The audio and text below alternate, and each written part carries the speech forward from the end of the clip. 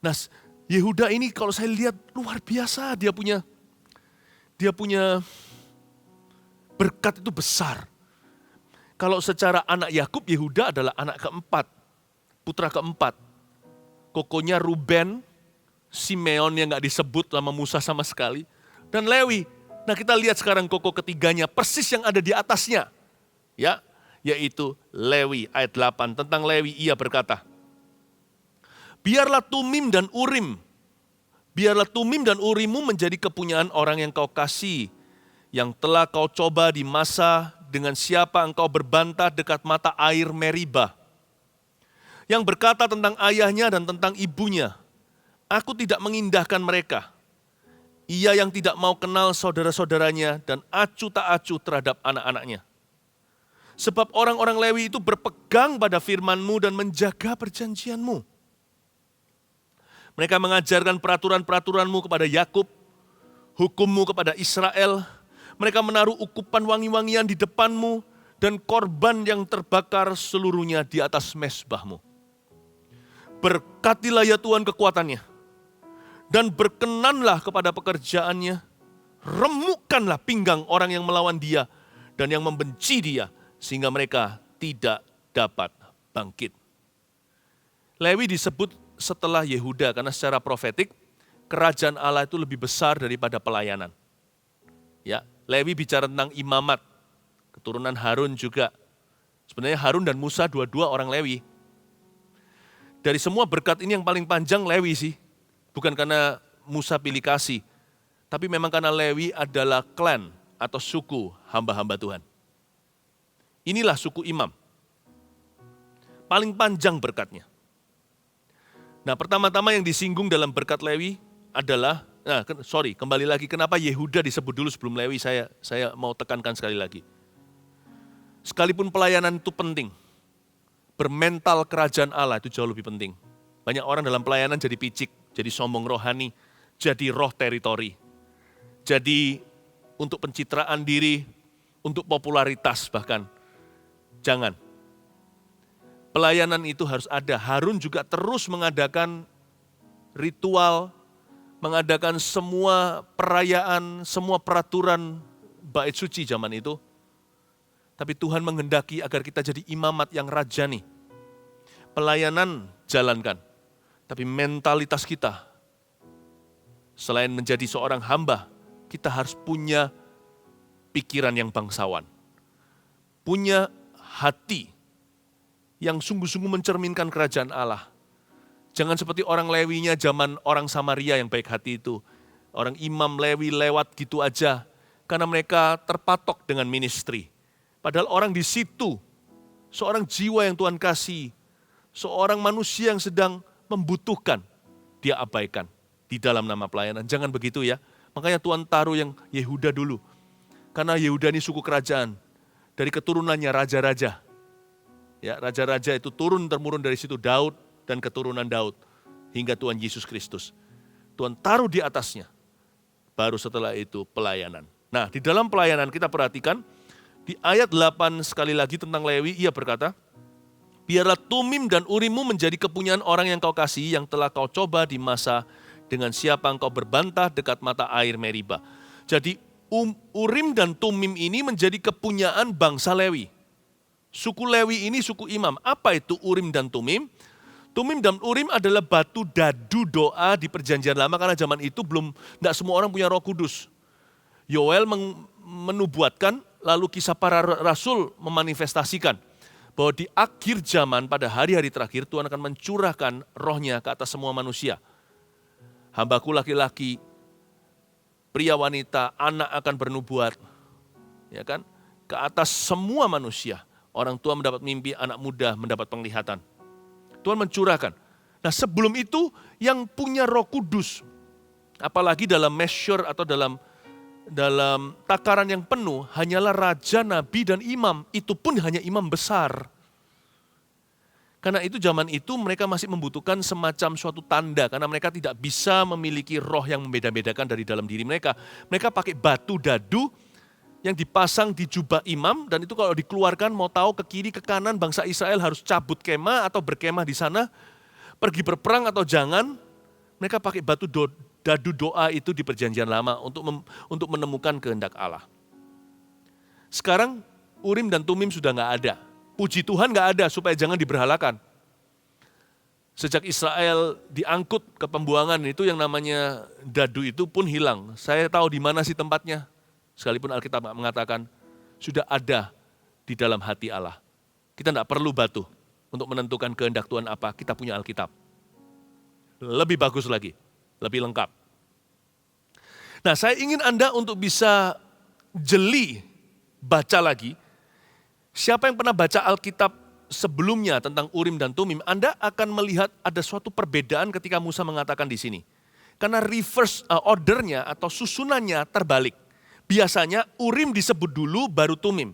Tapi kali ini biarlah Tumim dan Urim. Dibalik Tumim dan Urim. Tumim itu artinya integritas. Ya. Kalau Urim itu artinya bright atau cerdas. Tidak kebetulan, bukan iseng karena Tuhan kita selalu bertujuan. Tuhan letakkan susunannya kali ini adalah integrity dulu, baru brightness, baru smart. Supaya mengingatkan kita bahwa sebagai imam-imam Kristus di dunia ini, kita harus pertama-tama upright, then bright. Kita harus jadi orang yang benar dulu, sebelum ngajarin orang lain. Memang harus cerdik seperti ular, tapi jangan lupa susunannya, Yesus tulus seperti merpati. Dua-dua perlu. Kalau kita nggak punya cerdiknya nanti tulus saja kita akan ditipu sana-sini. Lama-lama kita yang bangkrut, kita minta tolong sama orang lain nanti. Padahal seharusnya kita yang meminjamkan, kita yang membantu, kita yang memberkati. Tapi ingat ya, banyak orang hanya mau smart, hanya mau sukses. Tapi Tuhan meletakkan Tumim dulu, integritas di atas atau sebelum cerdas.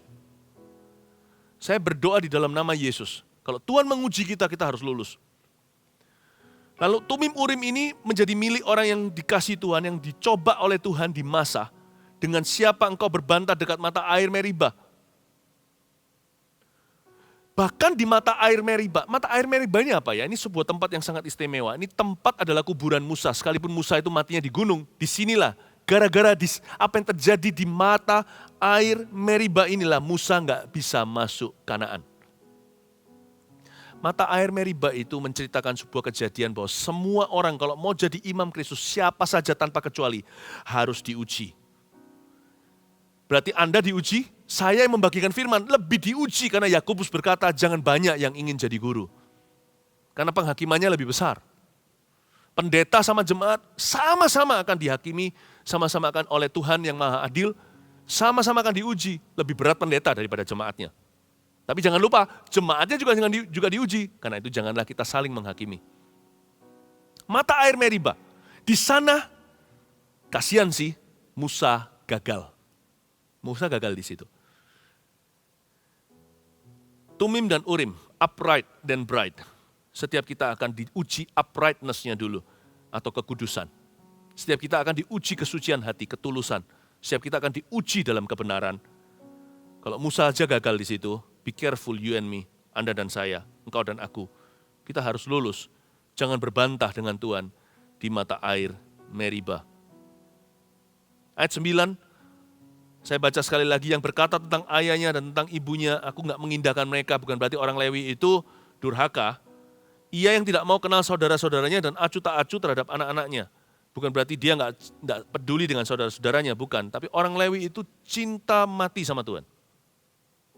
Ini yang membuat Tuhan memberkati suku ini menjadi suku kesayangan atau menjadi sukunya Allah. Orang lain punya tanah, punya warisan, punya pembagian, mereka hidup dari kasih karunia Allah. Sebab orang Lewi itu berpegang pada firman-Mu dan menjaga perjanjian-Mu. Dalam sejarah Israel, tidak sekali dua kali kita melihat orang Lewi gigih membela kecemburuan Allah. Ketika terjadi lembu emas, ingat waktu Musa ada di atas gunung, Harun pun ikut-ikutan, itu orang Lewi yang tangkapi semua penjahat-penjahat itu.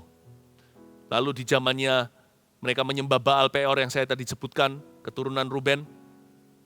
Orang Lewi juga yang Tuhan pakai. Mereka membela kecemburuan Allah. Bedakan membela kecemburuan Allah dengan membela Allah. Allah tidak perlu dibela. Kalau dia adalah Allah yang hidup, tidak perlu dibela. Coba interview keluarganya Gideon. Gideon yang hancurkan Baal itu, semua orang marah, mau bunuh dia, papanya bela dia, padahal papanya pun belum percaya. Kalau memang Baal itu adalah Tuhan, nggak perlu kalian bela. Ya, Tuhan nggak perlu dibela manusia. Saya nggak berkata bahwa orang Lewi membela Allah. Orang Lewi ini membela kecemburuan Allah. Saya kasih contoh aja, membela kecemburuan Allah itu seperti apa. Saya kasih contoh seperti ini. Andai kata di kos-kosan, tapi kos-kosan ini terbuka pria dan wanita. Mungkin di Indonesia nggak banyak, tapi di luar negeri ada. Lalu Anda lihat di situ juga ada saudara seiman, tapi dia selalu tinggal satu kamar dengan lawan jenis yang jadi pacarnya. Dan persis ada juga di dalam kos-kosan Anda. Membela Allah itu, Anda tidak perlu terus datang ke mereka, lalu pukuli mereka, bakar kamarnya, jangan. Buat apa bela Allah seperti itu? Tapi membela kecemburuan Allah itu tidak menghalalkan segala cara, tapi Anda harus melakukan sesuatu, tidak boleh diam saja, harus angkat bicara. Mungkin Anda bisa panggil, mungkin namanya kita panggil teman itu ya, hey, si A, gitu ya. Saya bilang, aku lihat kamu kan anak Tuhan, sorry ya lancang, sorry kalau saya lancang, saya beranikan diri, saya sudah doa loh untuk ngomong sama Anda. Kok saya lihat Anda tinggal sekamar, itu nggak betul loh. Sorry ya bro, kalau saya lancang, saya beranikan diri. Tapi saya nggak bisa berdiam diri, saya harus angkat bicara karena saya adalah anak Tuhan. Dan saya tahu Tuhan tidak akan suka anaknya berkelakuan demikian. Makasih ya mau terima masukan saya. Mau nggak mau terima dia, Anda beranikan diri karena Anda harus membela kecemburuan Allah. Lah Anda tahu kok diam saja. Itulah orang Lewi kelakuannya. Mereka berkali-kali di posisi dilema lalu mereka memihak ke Tuhan dan melakukan sesuatu kepada bangsanya. Makanya lama-lama Tuhan menganggap mereka inilah imamnya. Inilah penjaga Israel.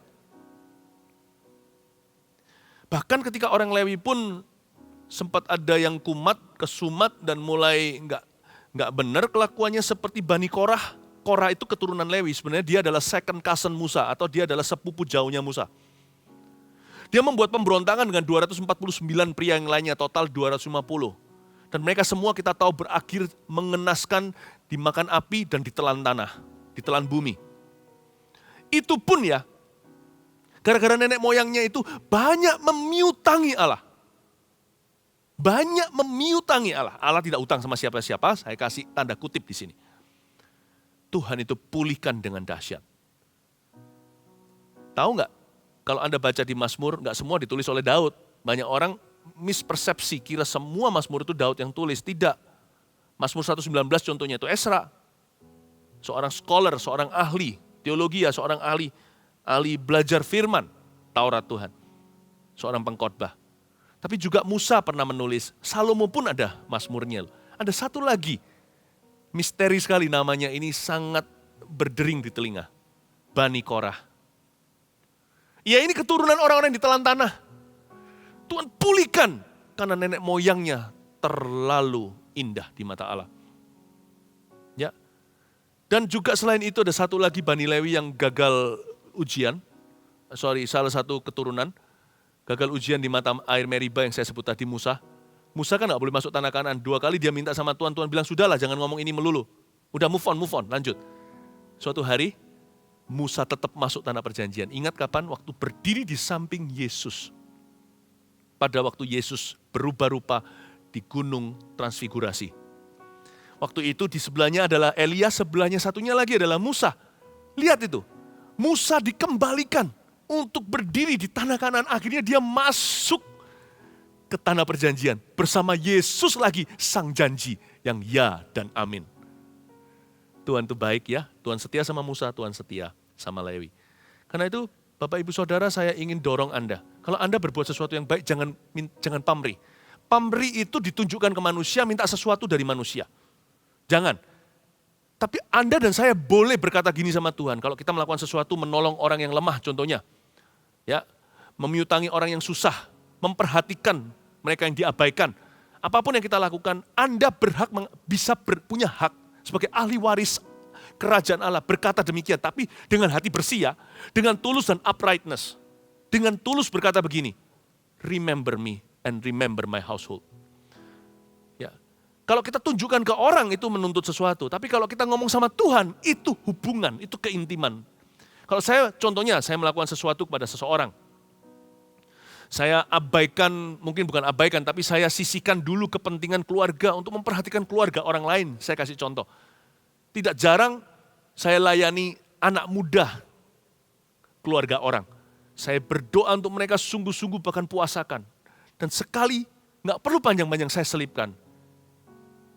Saya ngomong sama Tuhan, please remember my descendants too. Ingatlah akan keturunanku. Please remember me. Ingatlah saya ya Tuhan. Dengan rendah hati berkata, please remember all that I have done for you. Ini bukan kesombongan. Kalau kita mengatakan itu, lihat apa yang telah kulakukan. Itu lain cerita. Karena kita menengadah dengan busung dada, kita itu menyombongkan diri. Tapi kalau kita ngomong dengan takut dan gentar, dengan hormat dan berkata, Tuhan, sekalipun yang kulakukan semuanya adalah Engkau yang mengerjakan. Aku ini hanyalah hamba yang tidak berguna melakukan semua tugas yang diembankan oleh Tuhan. Sekalipun aku tidak layak, aku hanya layak mati dan dihukum, tapi Engkau membebaskan dan menyelamatkan. Tuhan, aku hanya mengembalikan, tidak bisa memberi kepadamu. Aku tidak bisa membalas jasamu. Siapakah aku? Tapi Tuhan, apa yang barusan kulakukan?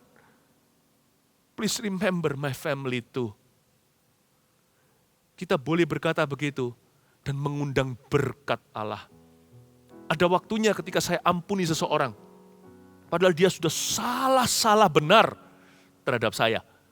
Bukan hanya terbukti, tapi diulangi berkali-kali. Saya benar-benar secara harafiah harus mempraktekkan enggak 7 kali 70 kali mungkin. Tapi mungkin saya benar-benar hari itu atau minggu itu harus 7 kali mengampuni orang itu. Belum kali 70.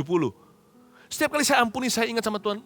Tuhan, please remember me. Nanti suatu hari, saya ngomong begini bukan beli karcis untuk berdosa, atau untuk sengaja memanipulasi Allah. Tapi saya berkata dengan berani dan rendah hati di hadapanmu dengan takut dan gentar. Someday, when I need your forgiveness, remember this day.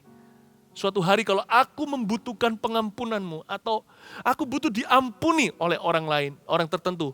Mungkin sesuatu yang tidak aku sengaja karena aku tidak punya rencana untuk berdosa.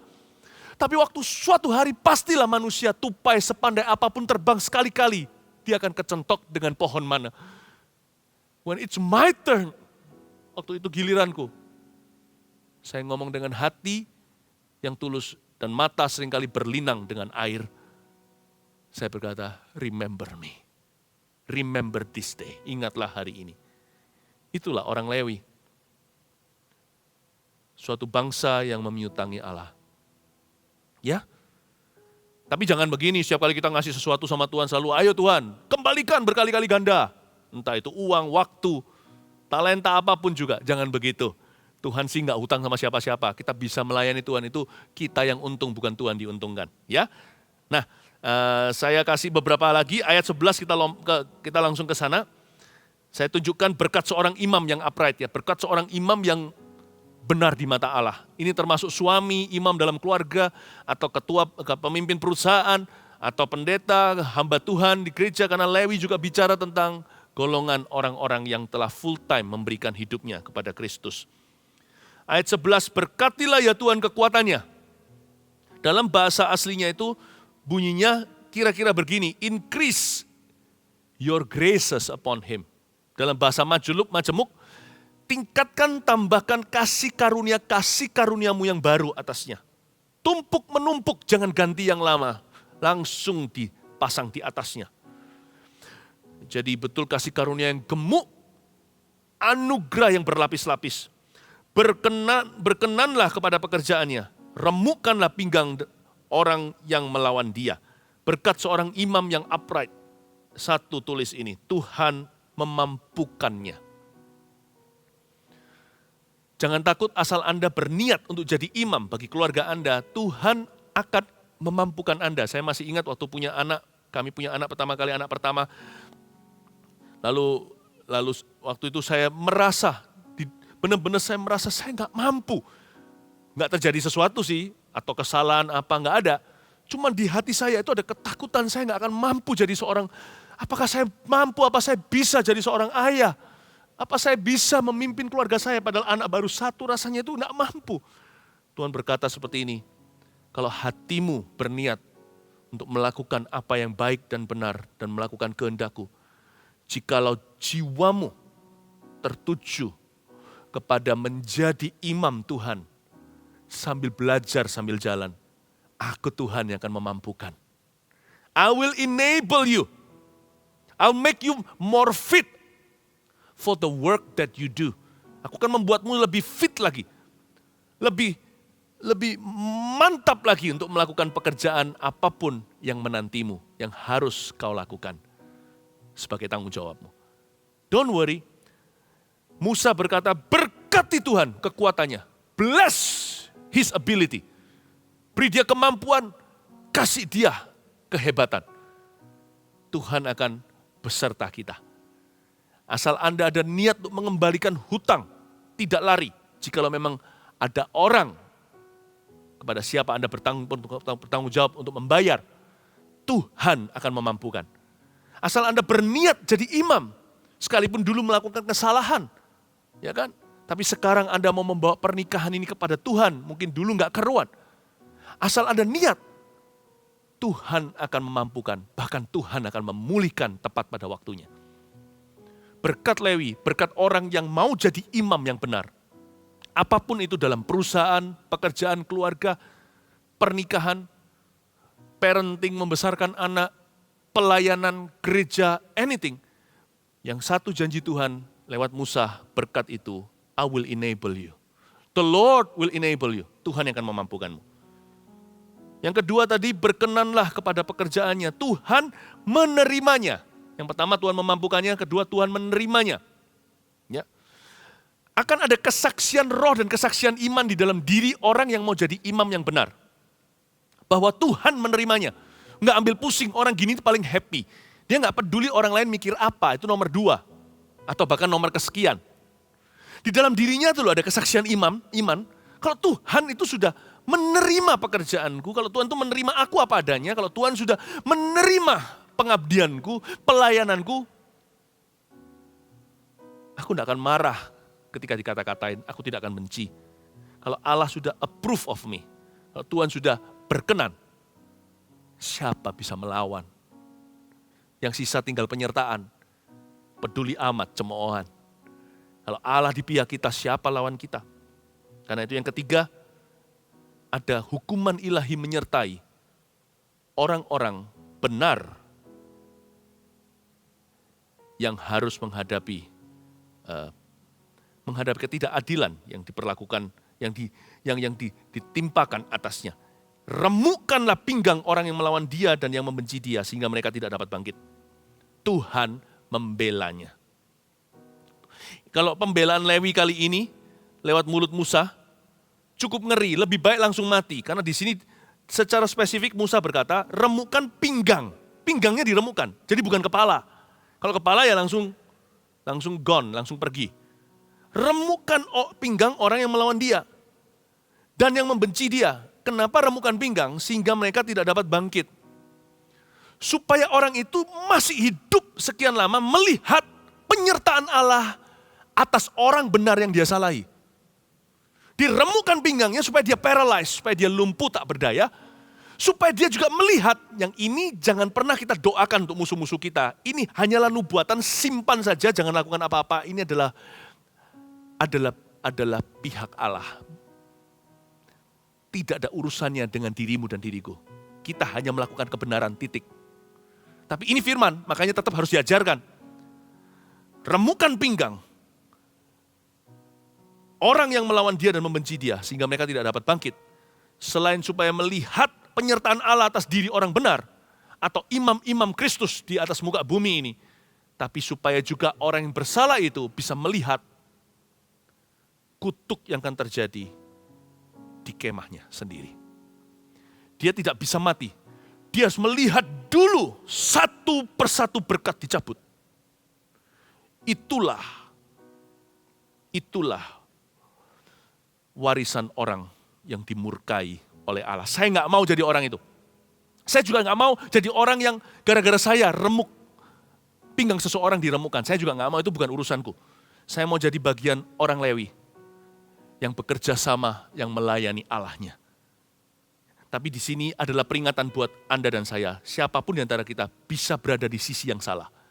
Pinggang yang diremukkan untuk melihat penyertaan Tuhan pada orang benar dan kutuk di kemah kita sendiri terjadi. Jangan sampai itu terjadi pada kita, sebab orang yang benar di mata Allah, seorang imam yang mewakili Kristus dengan nyata, orang seperti itu Tuhan memampukannya dalam pekerjaannya. Tuhan menerima kesaksiannya seperti Tuhan menerima persembahan Habil, dan Tuhan membela perkaranya. Kalau Tuhan yang membela, kita dapat disebut sebagai orang bahagia. So kalau Tuhan di pihak kita, siapakah lawan kita? Saya berdoa hari-hari ke depan Anda mengalami berkat-berkat Allah, berkat Lewi, berkat Yehuda. Tuhan Yesus memberkati.